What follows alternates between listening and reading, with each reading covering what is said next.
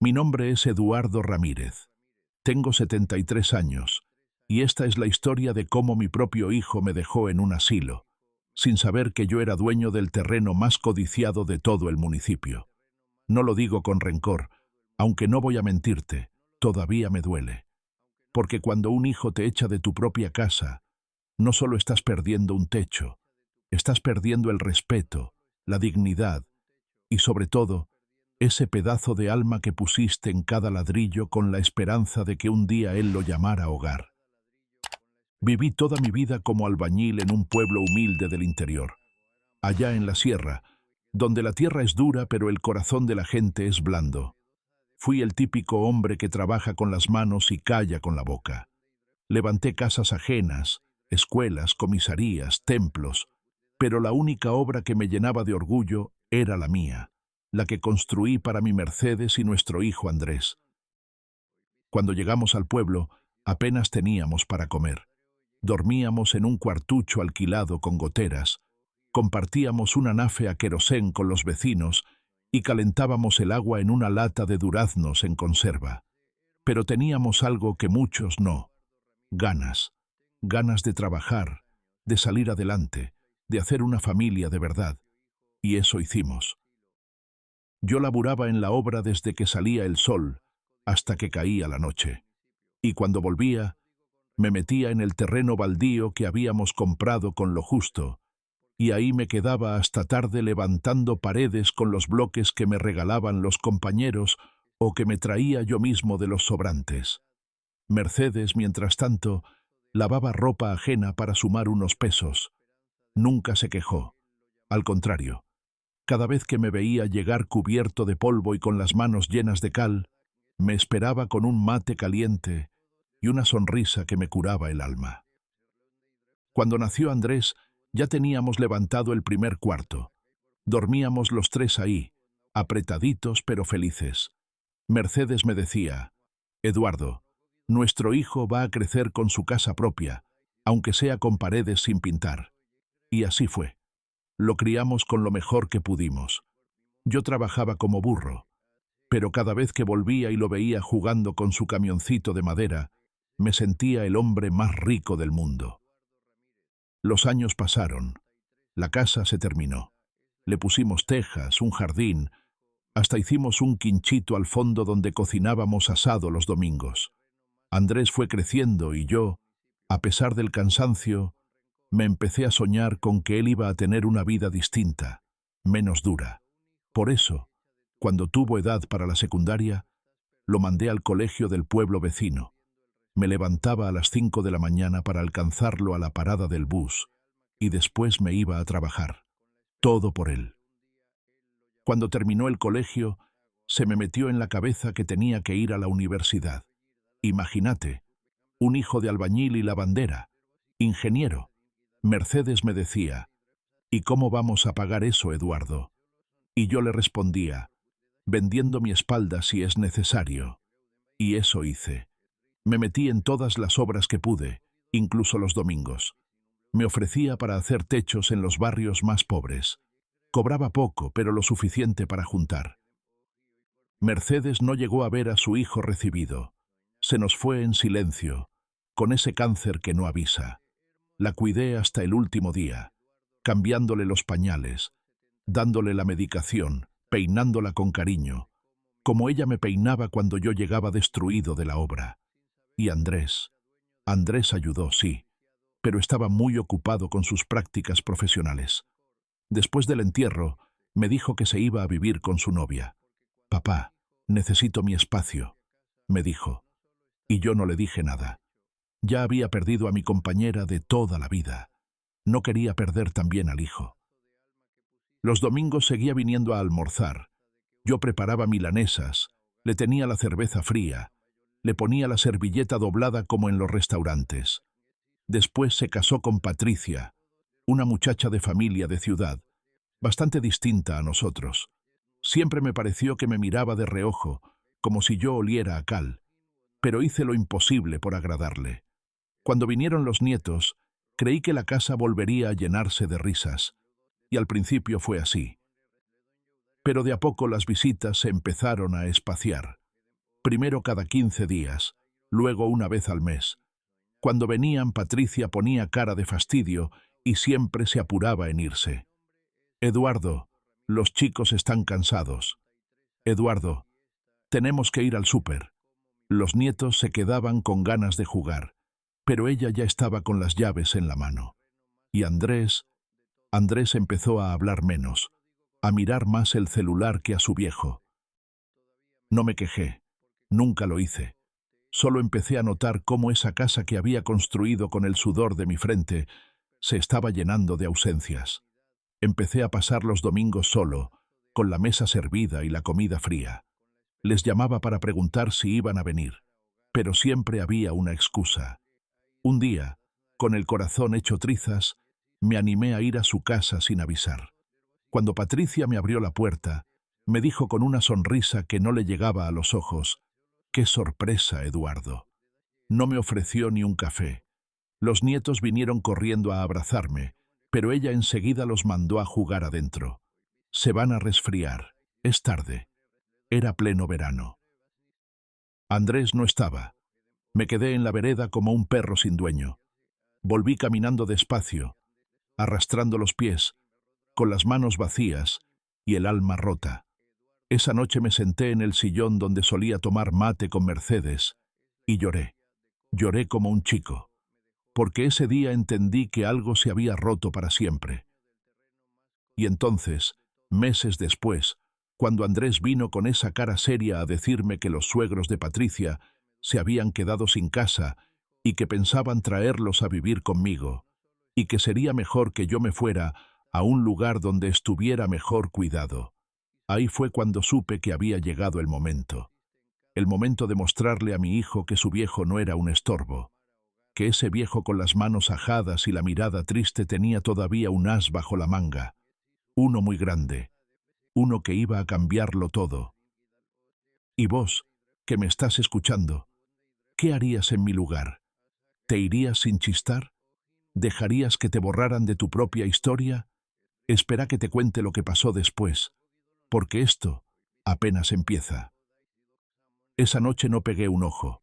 Me quedé sentado en la punta de la cama, con las manos entrelazadas y la cabeza baja, escuchando el tic-tac del reloj de pared que colgué hace como 40 años en la cocina. Cada golpe del péndulo me sonaba como una cuenta regresiva hacia algo inevitable. A las 2 de la madrugada me levanté, fui hasta el ropero, saqué la caja fuerte escondida detrás del respaldo de unas mantas viejas, y ahí estaban, los papeles, los títulos de propiedad de los terrenos que había comprado hacía más de 2 décadas. Ahí estaba también el resumen del banco, la libreta con los movimientos de mi cuenta secreta, esa donde había guardado peso por peso, sin que nadie supiera. Esa era mi carta, mi as bajo la manga. ¿Sabes cómo compré esos terrenos? No fue suerte, fue visión. Cuando trabajaba en una obra municipal allá por el año 93, escuché a unos ingenieros hablar de un proyecto a largo plazo. Querían abrir una carretera que conectara nuestro valle con la capital, y los planos ya estaban en manos de un ministro amigo. Yo, que andaba por ahí barriendo el polvo y cargando sacos, me hice el distraído, pero esa noche volví a casa con la cabeza prendida a fuego. A la semana ya estaba caminando por los caminos de tierra, hablando con viejos campesinos que vendían sus parcelas por 4 duros porque decían que eran tierra seca, tierra de nadie. Pero yo sabía que no lo era. Me costó 3 años comprar esos 3 terrenos. Me apreté el cinturón como nunca. Dejé de cambiar la ropa de invierno. Mercedes y yo usábamos las mismas camperas con parches, y los muebles del comedor los arreglaba yo con clavos y cola. Nadie entendía. Mis vecinos me miraban raro. Eduardo se volvió tacaño, decían, y yo sonreía por dentro, porque sabía lo que estaba haciendo. Mercedes, pobrecita, me preguntaba a veces si teníamos problemas económicos, y yo le decía: «Mujer, confía. Esto es para Andrés, para que tenga un futuro que no se lo coma el lodo como a mí». Ella me besaba la frente, confiaba en mí con los ojos cerrados.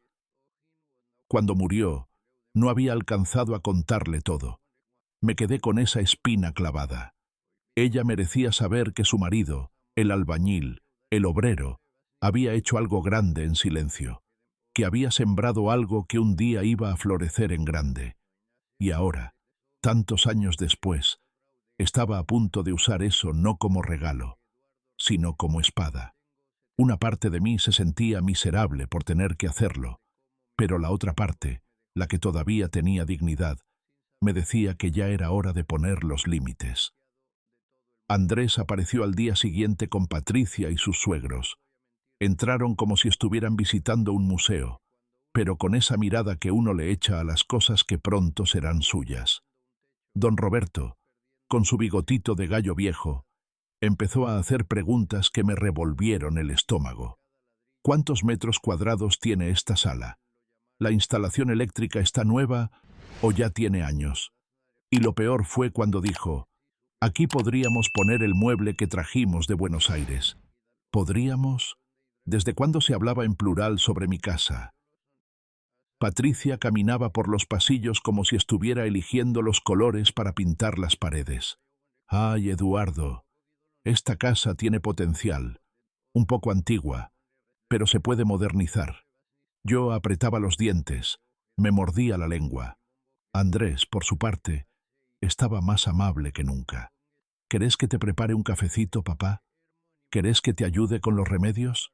Esa ternura repentina me olía a trampa. Y no me equivoqué. A los pocos días apareció con una valija. Papá, traje esto para que vayas empacando lo tuyo. Así no tenés que hacerlo solo. Y me explicó, como si me estuviera leyendo un folleto turístico, lo lindo que era el geriátrico. Tenés actividades recreativas, enfermeras las 24 horas hasta salón de música. Yo asentía, lo miraba sin decir nada, pero por dentro hervía. Esa noche, cuando se fueron, abrí una botella de vino que tenía guardada desde el bautismo de mi nieto mayor. Brindé solo, en silencio, por el cierre de una etapa, porque al día siguiente yo iba a ejecutar mi plan. Llamé al abogado Morales, un viejo conocido que me debía varios favores desde la época de las obras públicas. Le conté todo, sin omitir un solo detalle. Se quedó callado unos segundos y después me dijo, «Don Eduardo, usted no es un simple viejo jubilado. Usted es un caballero con un plan maestro. Coordinamos todo, la venta de los terrenos, la transferencia del dinero, la donación de gran parte a organizaciones del pueblo y, sobre todo, el fideicomiso para mis nietos». Los nietos, ellos eran los únicos inocentes en todo esto. Me miraban con esos ojos limpios, me abrazaban sin cálculo, sin interés. Por eso quise dejarles algo, pero con una condición. Para recibir su parte, debían venir a visitarme una vez por mes hasta que cumplieran 25 años. No por obligación, sino para que aprendieran que los abuelos no son objetos viejos que se guardan en depósitos, sino raíces que hay que honrar. El viernes, con todo listo, con los papeles firmados y el dinero ya en la cuenta, vino Andrés. Traía cara de emoción contenida. «Papá, mañana es el gran día. Te vamos a acompañar todos al geriátrico. Vas a ver que va a estar bien». Y me dio un abrazo. Uno de esos abrazos que no sentía desde que era niño. Yo no se lo devolví. Me limité a poner la mano en su espalda y decirle, «Gracias, hijo». Él creyó que era agradecimiento. Pobrecito, no sabía lo que se venía. Esa noche metí lo indispensable en una valijita, una muda de ropa, mis medicamentos, las fotos de Mercedes y Andrés de cuando era niño, y un cuaderno donde había anotado pensamientos y recuerdos. Lo hice sin prisa, con una calma que me sorprendía. Miré por última vez mi taller, el quincho, el limonero del fondo. «Adiós, casa», susurré. «Nos volveremos a ver, pero con otros ojos». Y ahora te pregunto, vos que me estás escuchando desde tu casa, con tu mate o tu café al lado, ¿qué hubieras hecho vos en mi lugar? ¿Te hubieras ido como oveja al matadero? ¿O habrías levantado la cabeza y defendido lo tuyo, lo que construiste con años de esfuerzo y renuncias? Espera, porque lo que pasó al día siguiente fue algo que ni el mejor guionista de telenovela podría haber imaginado. El sábado amaneció con ese cielo encapotado que suele anunciar que algo grande está por pasar, como esas tardes de verano que huelen a tierra mojada antes de que caiga la tormenta. Me levanté antes de que sonara el despertador, aunque ya hacía años que no lo necesitaba. A esa edad, el cuerpo se acostumbra a los horarios como si aún siguiera yendo a la obra. Preparé un café bien cargado, de esos que hacía Mercedes en su vieja cafetera italiana, y me senté en la cocina mirando por la ventana. Veía el limonero del patio, las macetas de albahaca que ya estaban medio secas, y me dolía pensar que esa iba a ser la última vez que los viera desde ahí. Pero no de tristeza. Me dolía como cuando uno se despide de un viejo amigo con el que compartió demasiado. Me puse la camisa planchada que usaba solo para los bautismos o los velorios. Tomé la valijita y me senté a esperar. A las 9 menos cuarto sonó el timbre. Era Andrés, como siempre, puntual. Venía con Patricia, vestida como si fuera a misa, y con los chicos que traían dibujos en la mano. «Para vos, abuelo», me dijeron, abrazándome con esa ternura que solo los nietos saben dar. Yo los abracé fuerte, como si pudiera guardar ese abrazo para después, cuando me doliera el silencio. «Papá, ya está todo listo en el lugar», me dijo Andrés con esa sonrisa que usaba cuando me mentía de chico, como aquella vez que rompió el jarrón de la abuela y dijo que había sido el gato. «Está bien, hijo», le respondí, y me puse de pie. Tomé la valija y salí. Pero antes de cerrar la puerta, me di vuelta, miré el interior de la casa, ese living donde Mercedes tejía en invierno, y yo escuchaba la radio de Galena, donde Andrés dio sus primeros pasos y donde hicimos nuestra última cena en familia. Suspiré hondo. «Adiós, casa». El viaje fue corto. Nadie hablaba. Patricia miraba por la ventana. Los chicos jugaban con los celulares y Andrés silbaba bajito, como nervioso. A las 10:20 llegamos al geriátrico. Era un edificio de cemento gris, sin alma, con un jardín que parecía más bien un depósito de sillas oxidadas y plantas en macetas rotas. Nada que ver con las fotos que me había mostrado. Cuando entramos, una enfermera de unos 40 años se acercó con una sonrisa profesional. «¿Usted debe ser el señor Eduardo Ramírez?», asentí. «Bienvenido». Su hijo ya nos explicó su situación. Esa frase me revolvió el estómago. ¿Mi situación? ¿Cuál era mi situación? ¿Ser viejo? ¿Molestar? ¿Estorbar? Andrés firmó unos papeles mientras yo me sentaba en una silla de plástico al lado de una ventana sucia. Miré mi reloj, las 10:28. En ese momento, sonó mi teléfono. Era el doctor Morales. «Don Eduardo, ya se entregaron los papeles». El mensajero confirmó la recepción. «Su hijo debe tenerlos en casa en este momento». Le agradecí y colgué. Me puse de pie y me acerqué a Andrés. «Hijo, antes de que te vayas, quiero decirte algo». Me miró con esa mezcla de apuro y condescendencia. «Sí, papá». «¿Qué pasa? ¿Estás bien?». Lo miré a los ojos, y por un momento lo vi chiquito de nuevo, ese nene que me seguía por la obra trayéndome el balde con mezcla. «Hay algo que tenés que saber. En este momento, un mensajero dejó unos papeles en casa. Te recomiendo que los leas antes de seguir con esto». Se rió, nervioso. «¿Qué papeles, papá?». Antes de que pudiera responderle, su teléfono sonó. Atendió. Era Patricia. La escuché desde donde estaba. «Andrés, llegó un tipo con papeles. Son para vos. Vienen del estudio de un abogado. Eduardo Ramírez», dice. Andrés se quedó pálido. «No los abras», dijo, y cortó. Me miró como si me estuviera viendo por primera vez. «Papá, ¿qué hiciste?». Le sonreí. Lo que tendría que haber hecho hace mucho tiempo. Salió del geriátrico sin despedirse, con el celular temblándole en la mano. Yo me quedé ahí, mirando por la ventana opaca. La enfermera volvió. ¿Quiere que le muestre su habitación? Todavía no, le dije. Estoy esperando a que vuelva mi hijo. Pasó una hora, luego otra. A la 1 de la tarde mi teléfono empezó a sonar sin parar. Primero fue mi vecino Raúl. Eduardo, ¿qué pasó? Tu hijo llegó gritando a la casa y los suegros están bajando las cosas del camión. Parecen locos. Después me llamó Carmen, la almacenera de la esquina. Don Eduardo, dicen que usted vendió los terrenos y se volvió millonario. ¿Es verdad?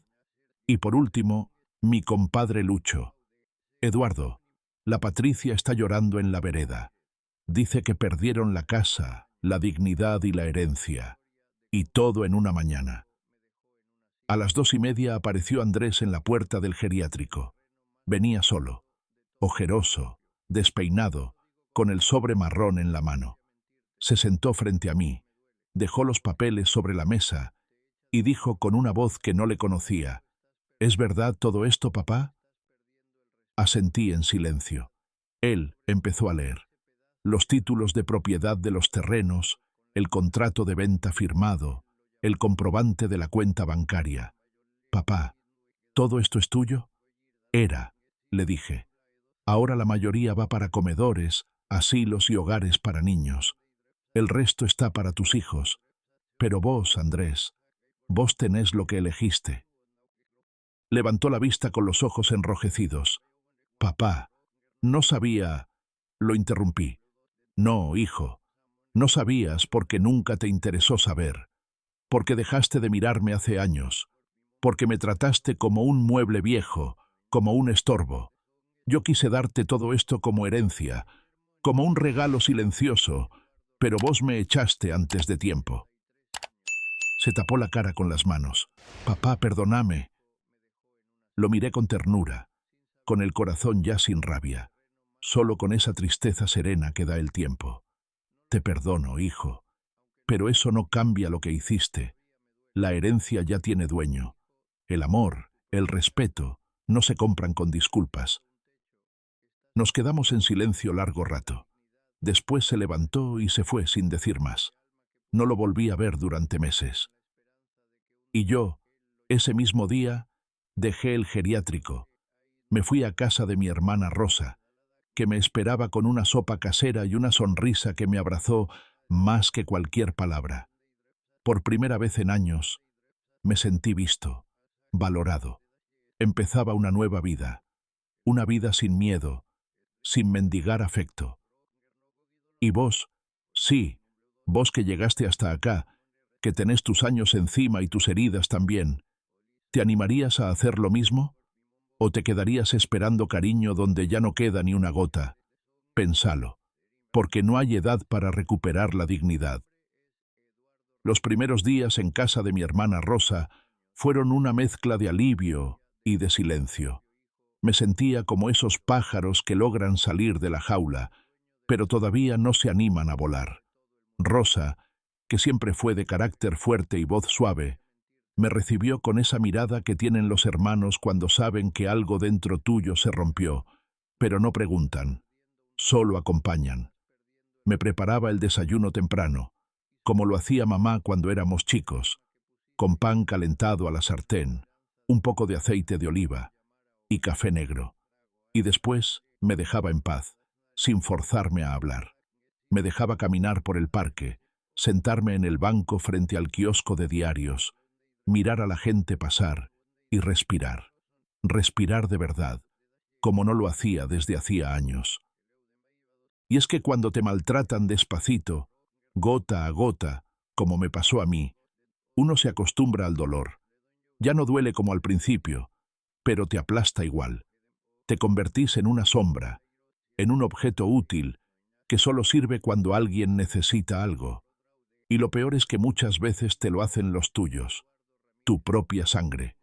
Y ahí duele más, porque no hay herida más profunda que la que se abre con un «papá, tenés que irte».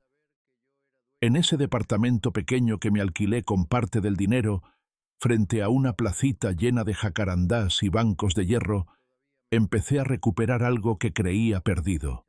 Las ganas de levantarme sin apuro, de comer lo que me gusta, de leer el diario sin sentir que estoy perdiendo el tiempo. Volví a tomar mate despacio, como cuando Mercedes me lo traía en una taza de loza con flores azules. Me compré un radiotransistor y volví a escuchar tangos por la noche, como hacía papá los domingos en la casa de la abuela. Hasta me animé a hacer un tallercito con mis herramientas viejas y comencé a arreglar banquitos, a lijar madera, a sentir el olor a serrín que me recordaba los mejores años de mi vida.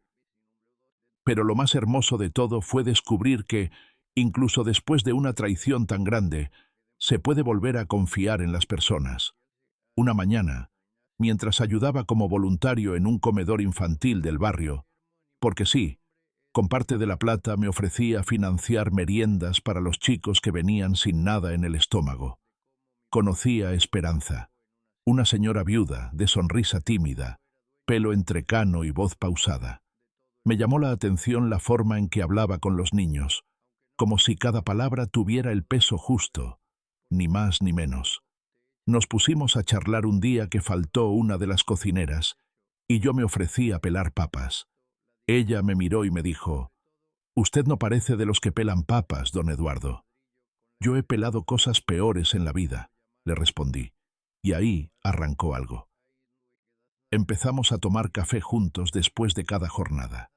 Me contaba de sus hijos que vivían lejos, de cómo perdió a su esposo por una enfermedad fulminante, y de cómo, a pesar del dolor, había encontrado paz en el servicio. Yo le contaba mi historia, toda, sin endulzar, y no me juzgó, ni me aconsejó, ni me interrumpió. Solo me escuchó, y eso, créeme, vale más que cualquier sermón. Una tarde, mientras estábamos en la placita, me dijo algo que me quedó grabado.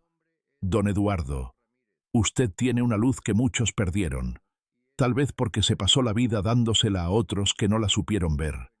Esa noche, al acostarme, pensé en esas palabras, y pensé también en los chicos del comedor, en cómo se me colgaban del brazo cuando llegaba, en cómo me pedían que les contara cuentos de cuando yo era chico en el pueblo, en cómo me decían «Abuelo Eduardo», con una naturalidad que me derretía el corazón, y me di cuenta de que había encontrado algo que ya no buscaba, una familia, una de verdad, no de sangre, pero sí de cariño, porque la sangre no basta, porque el respeto, el amor, la gratitud, esas cosas no vienen en el ADN, se construyen, se siembran, como se siembra una higuera en el patio, con paciencia y cuidado.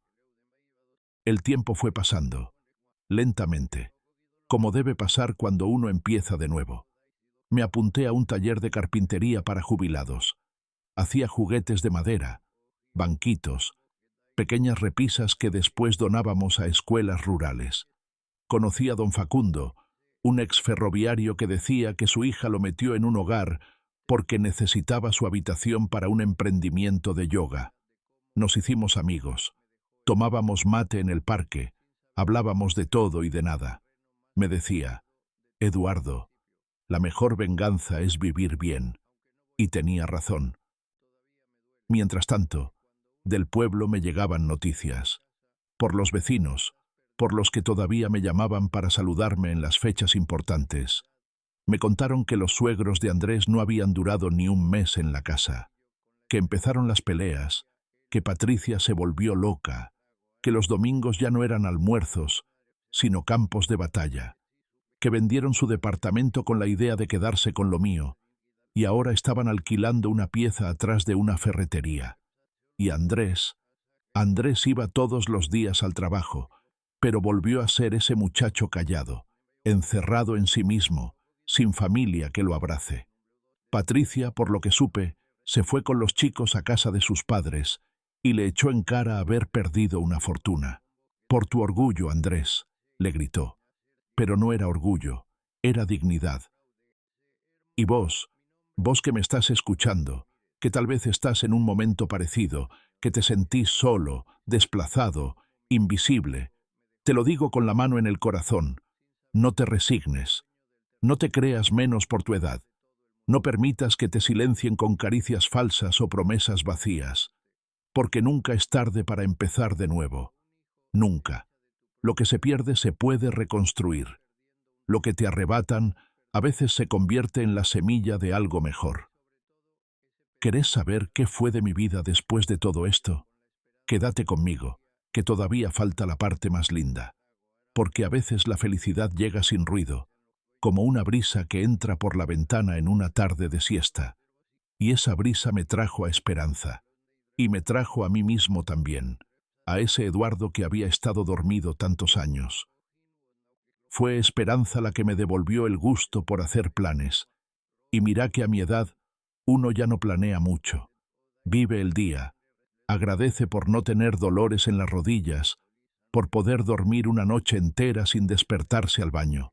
Pero ella tenía esa manera de mirar las cosas simples como si fueran regalos. Me decía: Eduardo, un cafecito al sol es mejor que un banquete si lo compartís con alguien que te escucha. Y así fue. Café tras café, charla tras charla. Fuimos dándonos cuenta de que lo que parecía una compañía casual se estaba convirtiendo en algo más profundo. No fue un romance de película. No hubo serenatas ni cartas de amor. Fue un amor maduro, de esos que no necesitan promesas, porque se entienden con los silencios. Un día, mientras volvíamos del club de jubilados, me tomó del brazo con esa confianza tímida que tienen las mujeres que ya han sufrido. «¿Y si probamos a vivir juntos?», me dijo. «Pero sin apuros, que a esta edad ya no estamos para andar mudándonos cada 6 meses». Me reí y le respondí: «Esperanza, yo ya viví una vida entera apurándome. Si con vos puedo caminar lento, ya soy feliz». Nos casamos por lo civil en una salita municipal. Testigos: don Facundo y la cocinera del comedor. Mis vecinos nuevos me regalaron una planta de romero y una foto enmarcada que decía: don Eduardo y doña Esperanza, la felicidad no tiene fecha de caducidad. Y era verdad. Nos mudamos juntos al departamento que yo había comprado, ese con la vista al parque. Ahí pasábamos las mañanas leyendo el diario, los mediodías cocinando guisos con verduras del mercadito, y las tardes caminando por el barrio, saludando a todo el mundo como si fuéramos parte del paisaje. Los chicos del comedor nos decían los abuelos oficiales, con parte del dinero que todavía me quedaba, porque a decir verdad, nunca fui de gastar más de lo necesario. Mandamos a pintar todo el comedor y compramos mesas nuevas. En una plaquita que colgaron a la entrada pusieron: Rincón Eduardo Ramírez, donde cada niño encuentra un abuelo.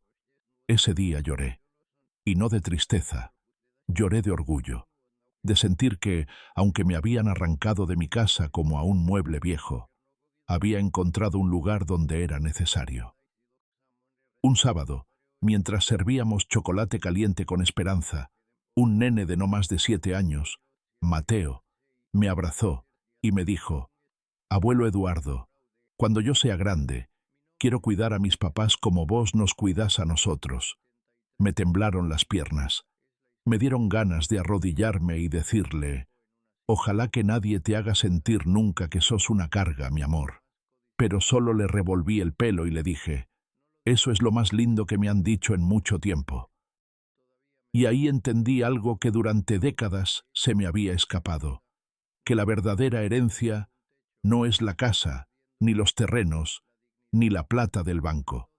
La verdadera herencia son los valores que dejas plantados en los corazones de quienes te rodean. Y resulta que yo los estaba sembrando justo donde debía, en chicos que nunca habían tenido un abuelo, en gente que no me debía nada, y por eso mismo me daban todo. En todo ese tiempo, Andrés me llamó 4 veces. Las primeras 3 fueron para hablar como adultos.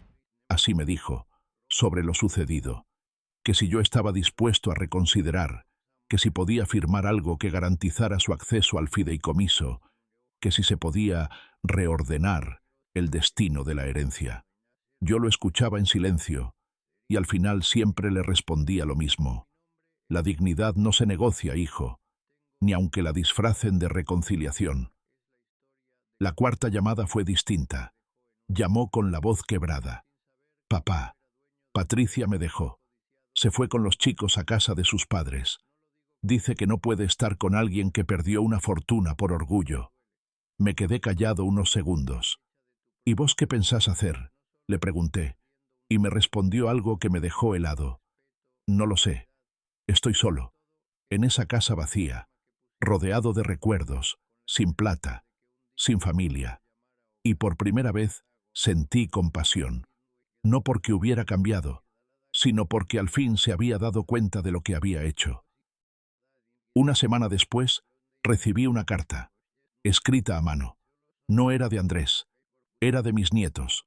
Abuelo, mamá dice que te fuiste lejos, pero nosotros te queremos y queremos verte.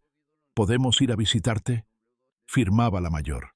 Y al final, había un dibujo del más chiquito, un viejito con bastón al lado de una casa, y abajo decía: «Te amo, abuelo». Llamé esa misma noche. Hablé con ellos durante casi una hora. Les conté que estaba bien, que vivía con una señora muy buena que los quería conocer, y que podían venir cuando quisieran. No les hablé de traiciones, ni de plata, ni de reproches, porque los chicos no necesitan verdades cargadas, necesitan verdades amorosas. Y vos, que llegaste hasta esta parte, decime, ¿qué harías si después de todo tus nietos te tocaran la puerta con un dibujo en la mano? ¿La cerrarías por orgullo o la abrirías con el corazón limpio para enseñarles que el perdón también se hereda? Yo lo tuve claro, porque si bien perdí un hijo, no estaba dispuesto a perder a mis nietos. Ellos no tenían la culpa de nada. Faltaban solo 2 meses para cumplir 75 años. Esperanza y yo ya habíamos empezado a preparar el festejo. Una comida sencilla, en el club del barrio, con empanadas caseras, vino tinto y una orquesta de chamamé. Y ahí, en ese salón modesto lleno de guirnaldas de papel y platos de loza prestada, estaba a punto de entender que la vida te puede romper, pero también te puede enseñar a bailar con las cicatrices. Y sí, todavía quedaba lo mejor, porque a veces, solo a veces, el tiempo te devuelve lo que pensabas que ya no te correspondía. Un abrazo sincero, una risa compartida y un hogar de verdad. El día de mi cumpleaños número 75 no fue un día cualquiera. Fue el día en que me volví a mirar al espejo y por primera vez en muchos años me sonreí sin vergüenza. No por orgullo ni por vanidad, sino por reconocimiento. Reconocimiento de todo lo que viví, de todo lo que aguanté, de lo que perdí y de lo que encontré. Porque a veces uno pasa la vida entera buscando validación de los suyos, cuando en realidad el alma se sana con respeto, con cariño verdadero, aunque venga de gente que no comparte tu sangre. El club del barrio se llenó de gente sencilla, de esas que traen sus propios cubiertos y un tupper con empanadas por si faltan.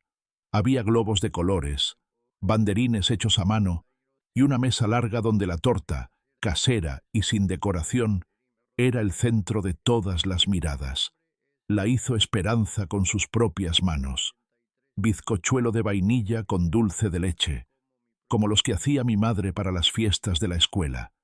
El salón olía a colonia antigua, a perfume barato, a pan recién horneado y a vino tinto que algún vecino trajo de su viña. Y todo eso, créeme, valía más que cualquier fiesta en un salón de lujo.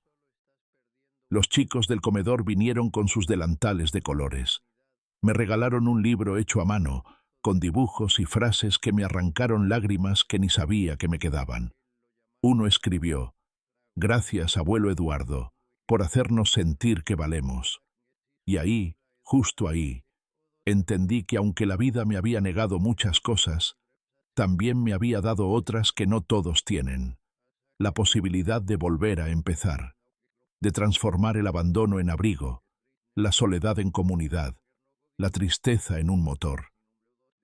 A mitad de la fiesta, entraron mis nietos, los dos, con el corazón en la mano. Andrés no venía con ellos, venían solos. Me abrazaron como si fuera la última vez, y yo los abracé como si fuera la primera. Me entregaron una carta. La habían escrito juntos. Abuelo, no sabíamos todo lo que pasaste. Solo veíamos una parte. Pero ahora entendemos. Queremos estar cerca tuyo. Queremos que nos enseñes a ser como vos. No sé si algún día dejarán de ser los hijos de quienes me fallaron. Pero sí sé que, desde ese día, empezaron a ser los nietos que merezco. Después de la fiesta, cuando todos se fueron, me senté en una silla de madera al borde del parque con Esperanza. La tarde estaba tibia. El cielo tenía ese tono naranja que te hace querer quedarte a vivir en él. Ella me tomó la mano y me dijo, ¿valió la pena, Eduardo? No respondí enseguida. La miré, respiré profundo, y después le dije, valió la vida. Y vos, que estuviste conmigo todo este rato, que escuchaste cada palabra como si estuvieras sentado frente a mí en un banco de plaza, decime una cosa con el corazón en la mano, ¿vos también pasaste por algo así? ¿Vos también sentiste alguna vez que te sacaron de tu propia historia? ¿Tuviste que empezar de nuevo cuando ya todos pensaban que tu historia estaba escrita? Si esta historia te tocó, si sentiste aunque sea un pellizquito en el alma, te pido una sola cosa. Escribime en los comentarios desde dónde me estás escuchando. Contame tu historia. Y si llegaste hasta el final, te invito a darle me gusta, a compartir este video con alguien que lo necesite y a suscribirte al canal para que sigamos compartiendo historias que nacen del alma.